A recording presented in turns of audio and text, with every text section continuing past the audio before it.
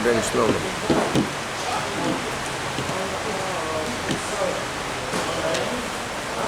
You did this? Okay, today's class is sponsored by Reb Shmuel Hakaka for his father's yahrzeit, Habib Ben Shlomo. Shlomo Shirav and Aliyah. Okay, we're on page Chav Ches, in middle of Eis Dalid. In these booklets is page Chav Ches. The last thing that the Rebbe was explaining was in Perikut Beis of Basi Legani, the Friedrich Rebbe explains that the Od is L'mayla Mayla Ad En Ketz, L'mata Mata Ad En Tachlis. Infinitely up and infinitely down.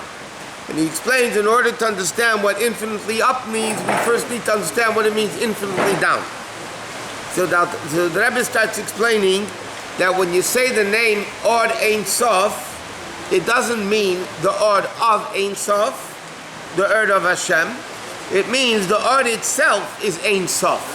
The Od itself is unlimited. Why? Because Od is connected to the source, or reveals the source, and therefore if the source is unlimited, so is the Od. That's what we're up to now.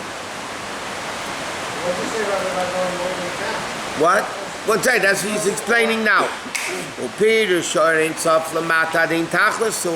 And therefore, what does it mean when based on this? What does it mean when he says the Od not only goes all the way up, goes all the way down, the mata mata, meaning that even the way this revelation of Hashem, even though, as the Rebbe will explain, goes through all the tzimtzumim, all the contractions and concealments, nevertheless, the bechinas Ein Sof, it's still unlimited. That means the Od of Elokus, even down here, L'mata Mata Ad En Tachlis, is Od Ein Sof L'mata Mata Ad En Tachlis. That means even when the Od comes all the way down here in the finite world, the Od still remained unlimited. Meaning, even though in order for there to be a creation down here, there has to be the level of tzimtzum, meaning nevertheless,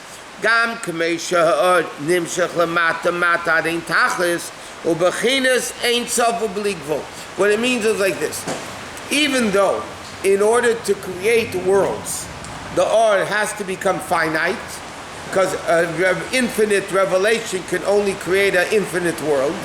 So in order to create a finite world, you need to make a tzimtzum.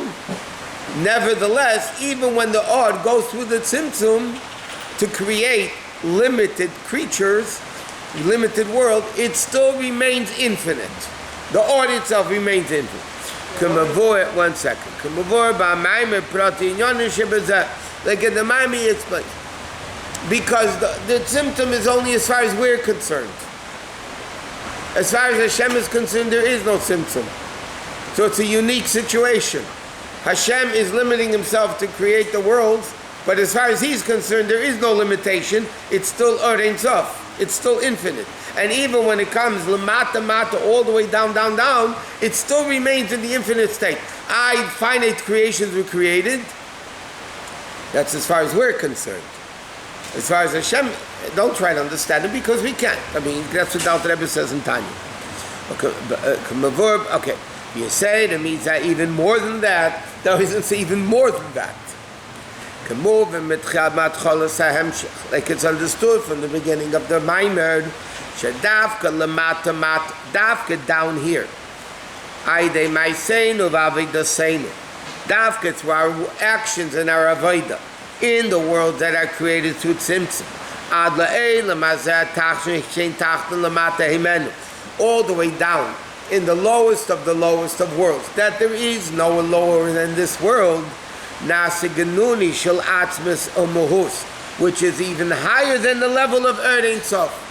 The Rebbe says like this. At least you can use vocabulary words, and it's very important to understand that we don't understand. That's a very, very important thing, is that we don't understand. There's an expression in Chassidus, Tachlis HaYediyah, the ultimate knowledge is Shaloi Nedo Achad, that we don't understand it. The ultimate, because once we think we understand, that's the problem. The ultimate knowledge of Elokus is that we don't understand it. Okay, so the Rebbe is saying like this, that Ein Sof, Mata Mata Ein Tachlis, the Rebbe explains in the Maamar, means that the Or comes all the way down. And in the way it comes, it's Or Ein Sof L'Mata Mata. That means the Or remained Ein Sof all the way down here in the lowest of worlds. There can't be anything lower. And nevertheless, it remains infinite. In order to create a finite world, it has to be limitation. That's only as far as we're concerned. But as far as Hashem's perspective, the world is believable. And he said, now even more than that. Not only through Avodah down here, do we reveal the way the Or is Ein Sof, the way the Or is unlimited. He says at the beginning of the Maamar, that through Torah mitzvahs down here, we reach Atzmos Ein Sof, the essence of Hashem, which is much, much greater than the revelation, which is infinite. In other words, there's a revelation of Hashem, which is infinite, and then there's even a greater level, the essence of Hashem, which is not even revealed.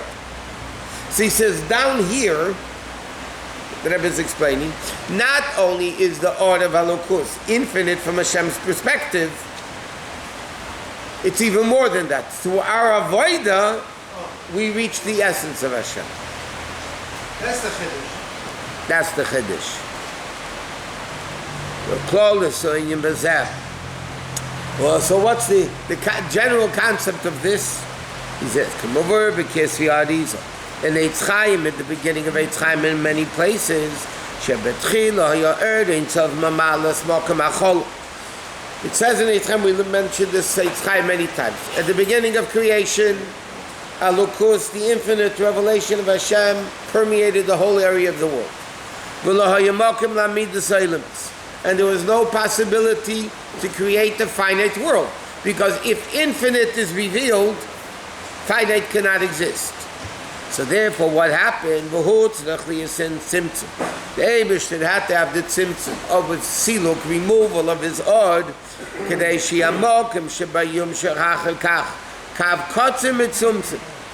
therefore, once Hashem removed his infinite revelation, he was able to re-reveal the kav, which is pretty great, but as far as lifnei tzimtzum is concerned, it's limited.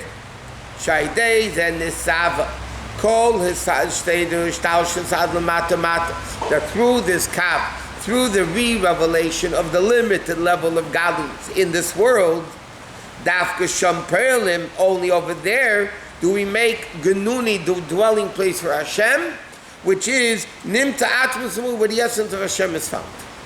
What is this relevant to us, right? That's what you want to know. What is this relevant to us? That a Jew should understand what they accomplish when they do a mitzvah. What a Jew accomplishes when they do a mitzvah, so first the Rebbe is explaining. There is Ein Sof L'Mata Mata. There is an infinite level of godliness which is all the way down here. Meaning even down here in a finite world, the revelation of godliness is unlimited. It's just from our perspective, the world looks limited. Like we said, when the light is covered, it's only concealment as far as the people looking outside the light. As far as the light is concerned, it doesn't matter how many covers there are, it's still the same light. Whether there's 10 covers, no covers, or 30 million covers, it's the same thing. Then the Rebbe explains even more that what the Friedrich Rebbe is bringing out in Basi Legani is that the whole concept of the Shechina Lamata, bringing the Shechina down here, which is in the Beis Hamikdash, the Mishkan, which means that when even not only do we reveal and connect to the unlimited revelation of Hashem, we connect to the essence of Hashem,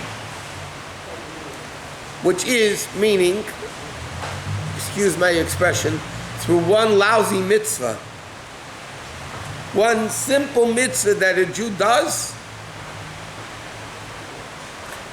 The Alter Rebbe once heard, it's brought down, and the Rebbe brings down, the Alter Rebbe once heard his wife saying, Meiner hat gesagt. mine said, meaning my husband said. So the Rebbe said, look at this. Through one mitzvah, Hashem says you become mine. One mitzvah a Jew does, you become mine. And that's what we learned many times. The Rebbe had a unique shita in bringing Jews closer to Yiddishkeit. There are other organizations, which will remain nameless, that you come to a guy, first teach him about love, sex, and marriage. Teach him about this. Don't bother putting tefillin on with him. You have to first get them involved, and then you get it. The Rebbe said, no, you're missing the whole point. You meet a Jew, do a mitzvah with him. First tefillin, whatever it may be, you do a mitzvah with him. Why? Because when the Jew does one mitzvah, he's connected already. So then you don't have to start a reconnection process, ganze Megillah. 1 second, he does a mitzvah, he's already connected. So then it's already open, revealing the level of the Jew within him. He's connected to the essence of Hashem. And that awakens the Jew. That awakens the Jew. So many stars, billions and billions of stars. Yeah. And that's only 5% of what we see. 95% we don't see. Well, now with the new telescope, maybe. Amen. Maybe they'll see God up there. But they don't understand. They're looking for God up there, the beginning of creation. He's at the mata. He's all the way down here. No? Okay, well, I know that. No, they're looking for the beginning of creation. No. Billions of the stars. No. That Hashem created. No. I Which is one word from Hashem's mouth. Yeah?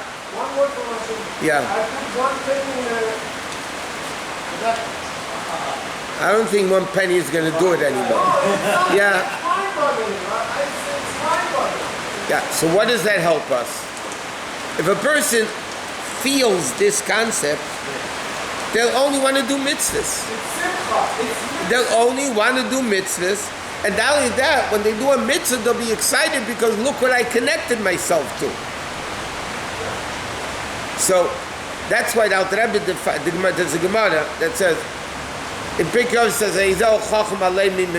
there's another Gemara that says, Tobit. A Chacham is one who sees the future. What does it mean simply? When you do something, don't look at the now. See what the outcome of it is. Like we said, you can love a certain food, but you get sick from it for a week. Yeah? So fool will eat it now because right now I look at the now for the 5 minutes that I enjoy the food. But you're going to suffer for a whole week from it? A fool doesn't think that way. A fool sees the now. A chacham sees the future. That's the simple meaning of the Gemara. But the Alter Rebbe said,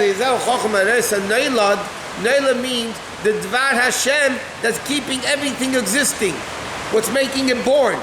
Neila, a chacham, is one who sees the elokus in everything. So if a chacham sees that he does a mitzvah, and this mitzvah connects him not only to the Or Ein Sof Lamata Mata Ein Tachlis, which is infinite. It's Or Ein Sof, not Or of Ein Sof, Or which is Ein Sof. So you can imagine when a Jew does a mitzvah, they collect to the essence.